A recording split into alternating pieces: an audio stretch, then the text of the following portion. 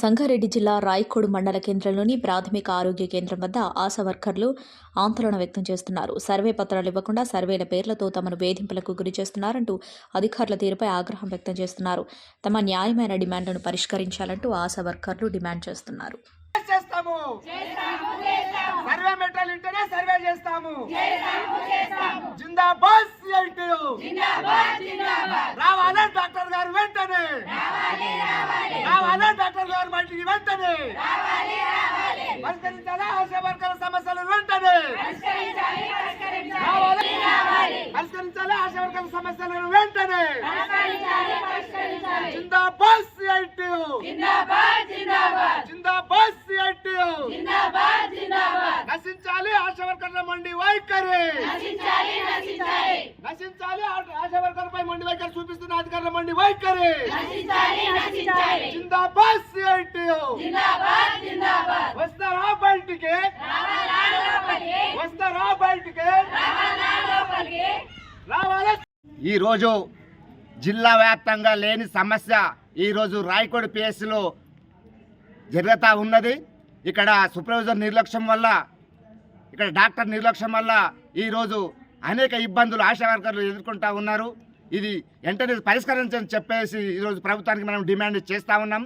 ఈరోజు సర్వే చేయమని చెప్పేసి ఆశా వర్కర్కు అనేక ఇబ్బందులు పెట్టినా ఈరోజు మీ ఖర్చు పెట్టుకొని మీరే సర్వే చేయాలని చెప్పేసి ఈరోజు అధికారులు, సూపర్వైజర్లు, డాక్టర్లు అట్లా హెచ్చరించడం చాలా తప్పని చెప్పేసి ఈరోజు వాళ్ళకు హెచ్చరిక చేస్తూ ఉన్నాం. మీరు ఆ ఫామ్ సైన్తో ఇస్తే ఆశా వర్కర్ చేయకపోతే ఆశా వర్కర్ తప్పని చెప్పేసి ఈరోజు కూడా మన ప్రభుత్వానికి హెచ్చరిక చేస్తున్నాం.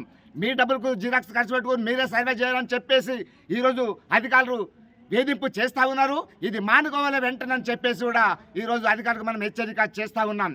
మీరు మెట్టలు లేని ఎవరు ఏటికెళ్ళి సర్వే చేస్తారు? వాళ్ళు చాలా జీతంతో మీరు వేరే జీతాలు పెట్టుకొని మీరు సర్వే చేసి ప్రభుత్వం డబ్బులు వస్తలేవని ఈరోజు నేను డాక్టర్కి అడుగుతా ఉన్నా. అన్ని మండలాలు, అన్ని స్టేట్ లెవెల్లో డబ్బులు ఇస్తారు, అందరు వాళ్ళే ఇస్తున్నారు.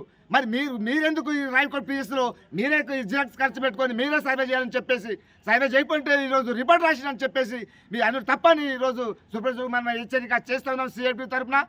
ఇది జిల్లా కమిటీ పిలుపు మేరకు ఈరోజు ధర్నా నిర్వహించడం జరుగుతున్నది. ఏ పిఎస్లో లేదు జిల్లా వ్యాప్తంగా, ఈరోజు రాయకోడ్ పిఎస్లో ఎందుకు ఉన్నదని చెప్పేసి ఈరోజు మనం డాక్టర్ గారు సూపర్వైజర్ హెచ్చరిక చేస్తూ ఉన్నాం.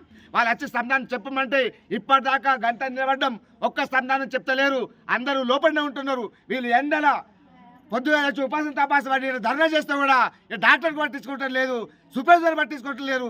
అంటే మీకు వీళ్ళకి మీకు ఎండ కొడుతుంది, వీళ్ళకి ఎండ కొట్టకొచ్చిన ఎండలు కూర్చొని ధర్నా చేస్తే కూడా ఈరోజు ఒక్కసారి చూడ నువ్వు సమాధానం చెప్పడానికి రెడీ లేరు సూపర్వైజర్లు, డాక్టర్లను. ఇది మీ తీరు మార్చుకోవాలని చెప్పేసి ఈరోజు సూపర్వైజర్కి హెచ్చరిక చేస్తూ ఉన్నాం సిఐటి తరఫున.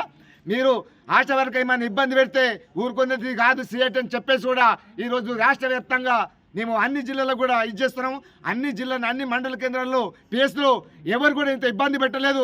ఈ రాయకోడ్ పిఎస్ మాది సంగారెడ్డి డిస్టిక్. మా మండలం వచ్చేసి రాయకోడు. మాకు 1 వీక్ అయింది ఆర్ఏ సర్వే చెయ్యమని చెప్పేసి.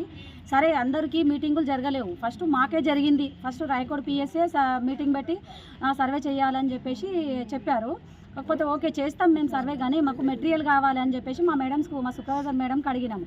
అంటే మీకు మెటీరియల్ ఎక్కడి నుంచి సప్లై లేదమ్మా, మీకు కూడా మేము ఇవ్వట్లేదు, మీరు ఏం చేస్తారో మాకు తెలియదు, మీరు బుక్కులలో లైన్స్ కొట్టుకొని రాస్తారా లేకపోతే మీరు జిరాక్స్ తెచ్చుకొని రాస్తారా మాకు తెలియదు అని చెప్పేసి అన్నారు. అంటే మీరు బుక్కులు అట్లా చేయకపోతే, మీరు ఫామ్స్ ఇవ్వకపోతే మేము చెయ్యం మేడం అని చెప్పేసి అన్నాము.